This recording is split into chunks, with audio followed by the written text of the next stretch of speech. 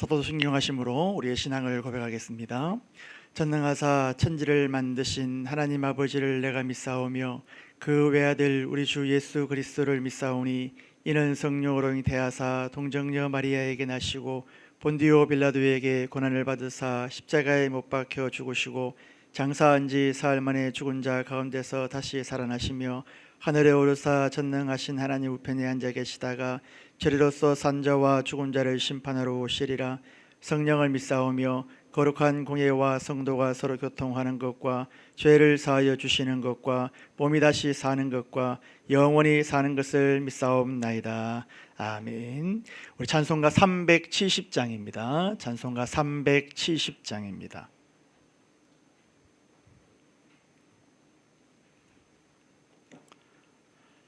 주 안에 있는 나에게 단 근심이 있으랴. 십자가 밑에 나가 내 짐을 풀었네. 주님을 찬송하면서 할렐루야 할렐루야. 내 앞길 멀고 험해도 나 주님만 따라가리. 그 두려움이 변하여 내 기도 되었고 전날의 한숨 나여 내 노래 되었네. 주님을 찬송하면서 할렐루야 할렐루야. 내 앞길 멀고 험해도 나 주님만 따라가리. 내 주는 자비하셔서 늘 함께 쉬고 내 궁핍함을 아시고 늘 채워주시네. 주님을 찬송하면서 할렐루야 할렐루야. 내 앞길 멀고 험해도 나 주님만 따라가리. 내 주와 맺은 언약은 영불변하시니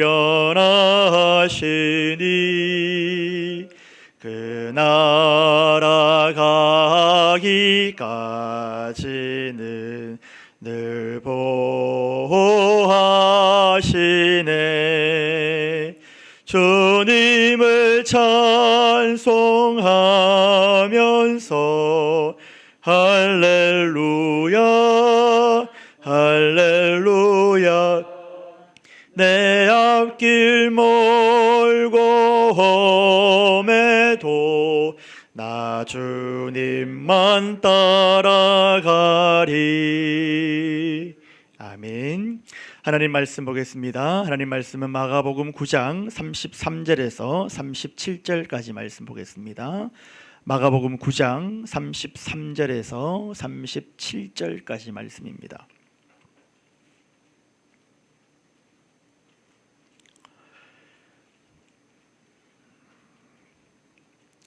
다 함께 교독하도록 할 때에 제가 먼저 읽겠습니다. 가버나움에 이르러 집에 계실새 제자들에게 물으시되 너희가 길에서 서로 별 토론한 것이 무엇이냐 하시되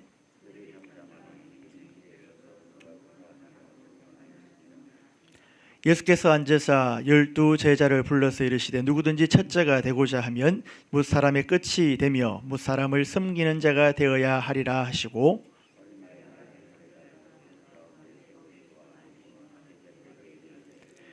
같이 읽겠습니다.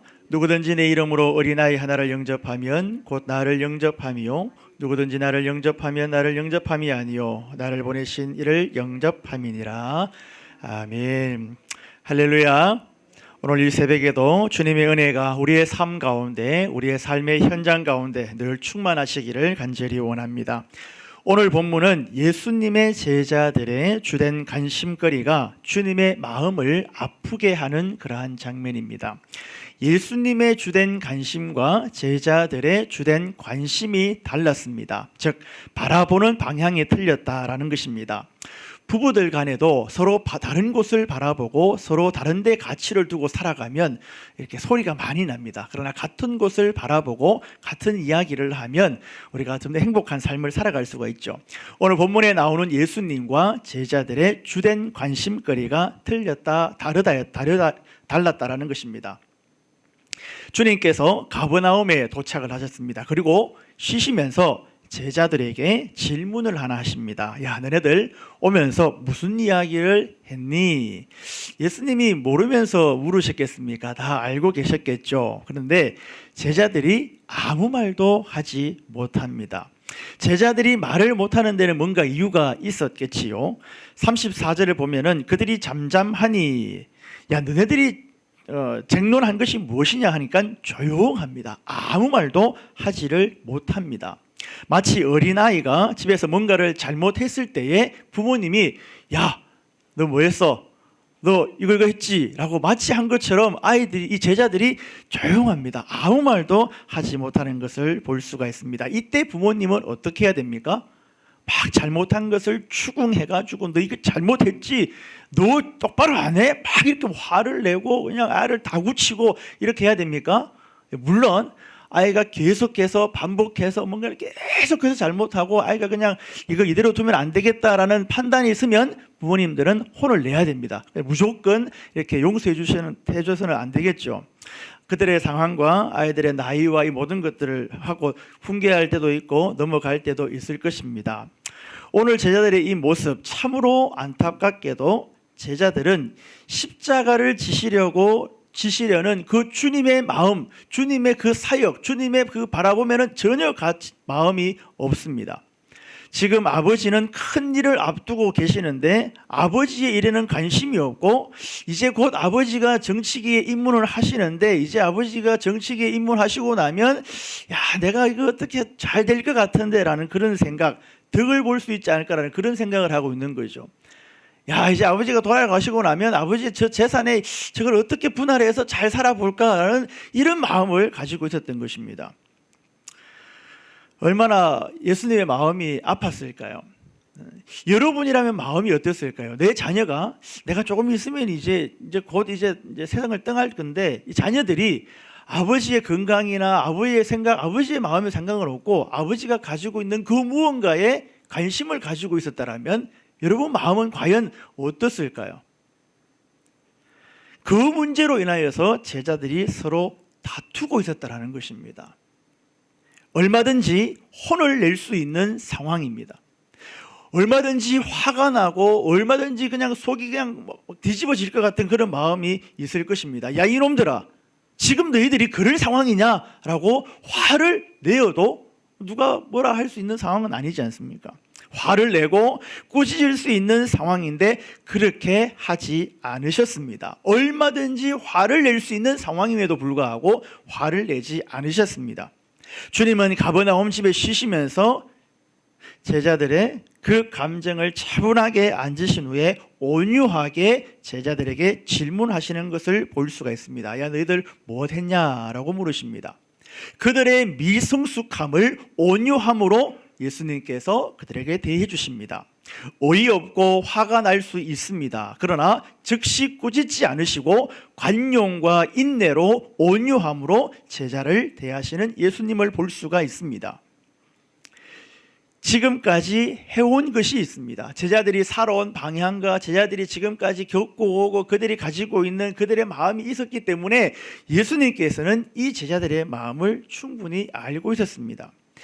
그런데 예수님께서는 온유함으로 다가가셨다. 갈라디아서 6장 1절 말씀 보시면요, 형제들아, 사람이 만일 무슨 범죄한 일이 드러나거든 신령한 너희는 온유한 심령으로 그러한 자를 바로잡고 내 자신을 돌아봐 너도 시험을 받을까 두려워하라 라고 말씀하고 있습니다. 여러분, 예수님께서는 성경의 많은 그 진리들을 몸소 실천하고 있는 것을 볼 수가 있습니다. 형제들이, 제자들이 그 누군가가 잘못을 했을 때에 그것이 드러나면은 신령한 너희는 이라고 이야기하고 있습니다. 신령한 너희는 온유한 심령으로 그러한 자를 바로 잡고 자신을 돌아보라라고 말하고 있습니다. 일상의 삶 가운데 화가 나고 이러한 일들이 얼마나 많이 일어납니까? 직장에서 아니면 가정에서, 부부관계에서 얼마나 이런 일들이 많이 일어나고 있습니까? 자녀들을 바라보면서도 얼마나 화가 날 때가 많이 있습니까? 그럼에도 불구하고 형제들아, 사람이 만일 범죄한 일이 있거든, 화가 날 만한 일이 있거든 신령한 너희는 이라고 이야기하겠습니다. 하나님을 먼저 아는 너희는, 예수 그리스도를 주로 고백하고 있는 너희는, 신령한 너희는 온유한 심령으로 그러한 자를 바로 잡아라. 그리고 자신을 돌아보고 너도 그렇게 되지 않을까 돌아보라. 시험 받지 않게 두려워하라라고 말씀을 하고 있습니다. 예수님께서는 이러한 성경의 가르침을 몸소 실천하고 있는 것을 성경 여기저기에서 우리는 볼 수가 있습니다. 디모데후서 2장 24절에서는 마땅히 주의 종은 다투지 아니하고 모든 사람에 대하여 온유하라라고 말씀하시면서 예수님께서 때로는 온유함으로, 때로는 화를 내심으로 성경의 가르침을 몸소 실천하고 있는 것을 볼 수가 있습니다. 화를 꼭 내야 할 때는 내셨지만 예수님께서는 온유함으로 제자들을 계속해서 대하는 것을 볼 수가 있습니다. 제자들이 자기들끼리 그렇게 정론을 벌인 이유가 무엇입니까? 앞서 말씀을 드렸지만 예루살렘 입성을 앞두고 있는 상황에서 그들의 관심은 예수님의 관심과 달랐다라는 것입니다. 우리가 날마다 살아가면서 우리의 관심과 우리의 초점을 어디에 맞춰야 됩니까? 하나님의 말씀과 주님이 바라보는 것, 성경이 말씀하는 것, 이것을 계속해서 맞출 수 있는 저와 여러분 되기를 간절히 원합니다. 우리가 매일매일 숨을 쉬고 살아가면서 점검해야 하고 기도해야 될 것이 있다면 주님과 같은 곳을 바라볼 수 있도록 하나님 은혜를 베풀어 주시옵소서. 주님과 성경이 말하는 것, 말씀이 선포되어지는 것, 이것과 항상 우리는 초점을 같이 해야 된다는 것입니다. 주님이 바라보는 것과 함께 바라보아야 된다는 것이죠. 예수님의 관심에 귀를 기울여야 된다는 것입니다. 예수님은 십자가, 제자들은 예수님을 통하여서 세속적인 무언가를 얻기를 원했다라는 것입니다. 누가 더 크냐? 누가 저것을 가질 수 있느냐? 누가 예수님의 오른팔이 될 수 있느냐? 누가 더 크냐? 쟁론하였다라는 것입니다. 우리의 대부분의 염려와 걱정은 일어나는 것입니까? 일어나지 않는 것입니까? 우리의 염려는 대부분 일어나지 않는 것들이 많다라고 이야기를 합니다. 그런데 오늘 제자들도 일어나지 않을 일을 먼저 김칫국부터 마신 것이죠. 지금 제자들은 앞으로 일어나지 않은 일을 놓고 서로 쟁론하고 있습니다. 너무나 어이없는 일들을 자기들끼리 하고 있는 것입니다. 일단 12명의 제자들이 서로 논쟁을 벌입니다. 이 중에 3명은 우리가 알고 있듯이 예수님과 함께 변화산에서 어마어마한 일을 경험한 사람이었습니다. 그렇죠? 밑에 내려가서 아무 말도 하지 마라 라고 이야기했지만 제자들의 지금까지의 이 모습들을 보면 아마 여기저기 이야기했을 가능성이 있는 사람들일 겁니다. 야, 나는 그래도 너희들하고 좀 달라. 12명 중에서도 3명은 예수님과 아주 놀라운 일을 경험했잖아요. 아주 그냥 우월감이 있었을 수도 있습니다. 이렇게 예수님이 십자가를 지심에도 불구하고 자기들끼리 이렇게 논쟁하는 이 모습을 보면 야, 나는 뭔가 좀 다를 것이다. 나는 특별히 예수님께서 불러서 나는 좀 달라 라고 했을 수도, 그런 우월감에 있을 것입니다. 누가 더 크냐? 내가 좀 더 큰 것 같아. 예수님이 나를 바라보는 눈이 좀 더 특별렸어. 좀 달라 라고 서로 쟁론하고 누가 더 크냐라고 이야기를 하고 있습니다. 35절 보시면 예수께서 앉으사 12제자들을 불러서 이르시되 누구든지 첫째가 되고자 하면 뭇 사람의 끝이 되며 뭇 사람을 섬기는 자가 되어야 하리라 하시고, 첫째가 되고자 하면 꼴찌가 되어서 모든 사람을 섬겨야 한다라고 우리에게 말씀해 주고 있습니다. 로마서 12장 16절에서는요, 서로 마음을 같이하며 높은 데에 마음을 두지 말고 도리어 낮은 데 처하며 스스로 지혜 있는 채 하지 말아라 라고 우리에게 말해주고 있습니다. 첫째가 되기를 원하면 먼저 섬김의 자리에 있어야 함을 우리에게 말씀해 주고 있습니다. 이것이 성경의 역설적인 진리다라는 것입니다. 세상의 많은 사람들이 자꾸 이 성경의 진리를 까먹어 버립니다. 여러분, 왜 자꾸 까먹을까요? 우리는 이 성경의 진리를 너무나 잘 알고 있음에도 불구하고 왜 자꾸 까먹을까요? 사람은요, 기억하고 싶지 않은 것은 머리에서 지워버리려고 하는 성향이 있습니다. 이거는 잘 안 하고 싶은, 그러니까 내 머리에서 그냥 지워버리는 거예요. 그래서 이런 책이 있어요. 무엇이건 모든 답을 알고 있다. 무엇이건 반복이다. 우리는 하나님 말씀을 알고 있습니다. 첫째가 되고자 하면, 높아지려고 하면 낮은 자리에서 섬겨야지만이 낮은 자리에 가는 것이 하나님 보시기에 첫째가 된다는 것을 알고 있음에도 불구하고 자꾸 이것을 까먹어버리고 첫째가 되려고 하고 많은 것을 가지려고 하고 나만 좋은 소리 들으려고 하는 이러한 모습들이 우리에게는 있다라는 것입니다.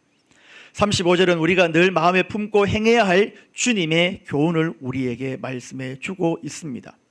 우리는 이 교훈을 늘 상기할 수 있기를 바랍니다. 첫째가 되고 싶어하는 이 욕망은 인간이 지닌 욕망 중에 가장 쉽게 드러나는 욕망입니다. 그래서 로마의 철인 키케로가 이런 얘기를 했습니다. 명예를 가볍게 여기라는 책을 쓰는 사람도 자기 이름을 그 책에 쓴다라는 것입니다.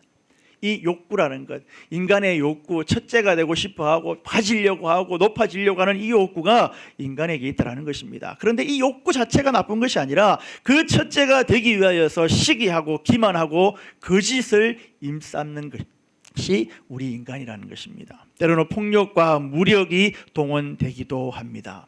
제자들은 첫째가 되기 위하여서 예수님은 십자가를 지심에도 불구하고 그들은 논쟁하고 싸웠다라는 것입니다.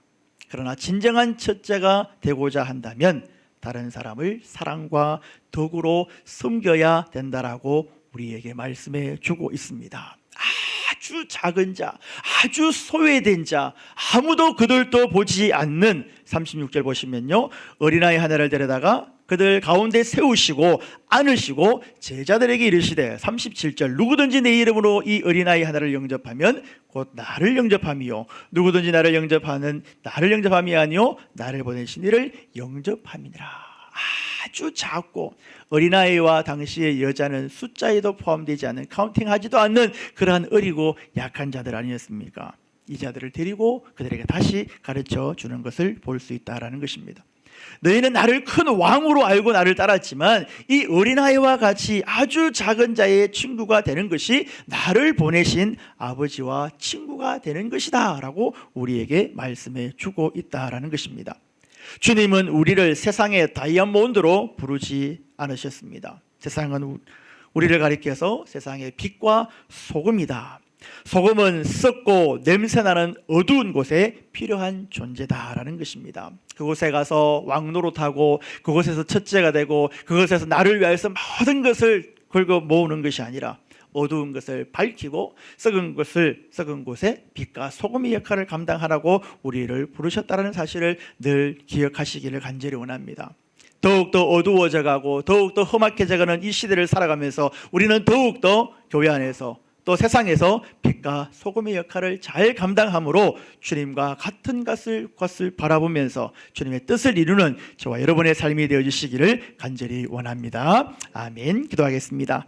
사랑의 하나님, 감사를 드립니다. 오늘도 복되고 귀한 날을 저희들에게 허락하시어서 주님 앞에 먼저 기도하며 엎드릴 수 있도록 은혜 주셔서 감사를 드립니다. 늘 주님과 같은 곳을 바라볼 수 있도록 은혜를 베풀어 주시옵시고 아버지의 마음을 늘 마음에 새기며 약한 자를 돌아보며 빛과 소금의 역할을 감당할 수 있는 우리의 삶이 될 수 있도록 은혜를 베풀어 주시옵소서. 늘 주님의 말씀대로 살아가게 하시고 하나님의 뜻을 이루며 살아갈 수 있는 우리의 삶이 될 수 있도록 주여 도와주옵소서. 감사합니다. 거룩하신 예수님 이름으로 간절히 기도드리옵나이다. 아멘.